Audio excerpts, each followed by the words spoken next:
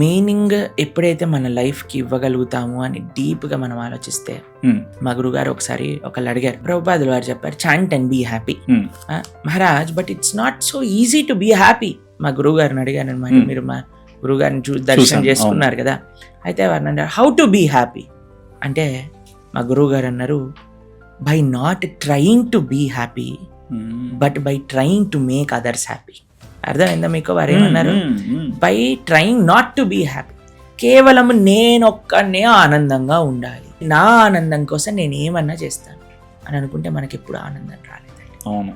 కానీ నేను ఎలా ఆనందాన్ని పంచగలను అని మనం ఆలోచిస్తే వారికంటే హ్యాపీ పర్సన్ ఇంకెవ్వరూ ఉండరండి. Try to find happiness, meaning in sharing happiness, giving happiness, in సేవ, ఇన్ సర్వీస్.